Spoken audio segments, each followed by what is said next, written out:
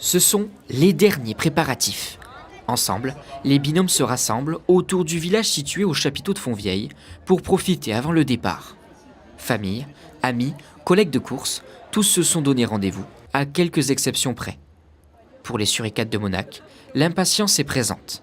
L'excitation, franchement, un petit peu de trac. On est à Monaco, le rallye démarre de Monaco. Il y a tous nos amis, notre famille qui est là, donc on a hâte maintenant de partir et que ça démarre. Je pense qu'on va vivre toutes les 400, on va vivre des moments extraordinaires, c'est-à-dire vraiment en dehors de l'ordinaire. Et je pense que c'est ce qui va aussi faire que ça va créer certainement des amitiés, ça va créer beaucoup de choses. Et c'est ce qu'on va retenir, je pense, à la fin du rallye. Outre les magnifiques paysages que nous allons traverser et les difficultés sans doute que nous allons traverser. À côté des suricates de Monac, une autre équipe monégasque attire l'attention. Cette fois-ci, avec un véhicule électrique. Avec près de 20 rallyes au compteur, elle participe à la catégorie e-Gazelle, lancée officiellement par le Prince Souverain lors de la 27e édition. Et contrairement à ce que l'on pourrait penser, l'électrique a lui aussi ses enjeux. Nous sommes sur la catégorie e-Gazelle Innovation, donc 100% électrique. Nous sommes en Volvo XC40 et nous sommes bien évidemment les ambassadrices d'une association monégasque, MLD, Monaco Liver Disorder.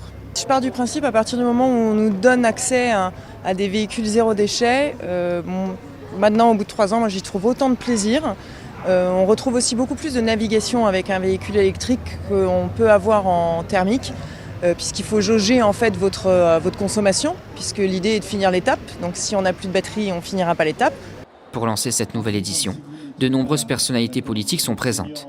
Du prince Albert II, en passant par une ministre française, mais aussi marocaine, ou encore des personnalités du grand public. Tous sont là pour soutenir les gazelles dans une compétition rude.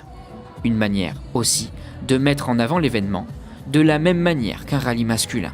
C'est important de venir donner son support à quelque chose d'aussi important, un dépassement de soi, des équipages de 2 femmes qui vont parcourir le désert du Maroc à la recherche, comme j'ai dit, d'un dépassement de soi, aussi pour supporter des fondations.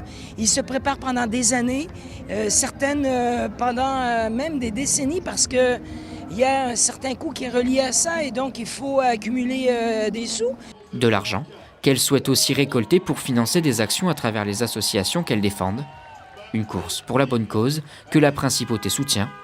Pour toutes, l'arrivée est prévue le 27 avril prochain au Maroc.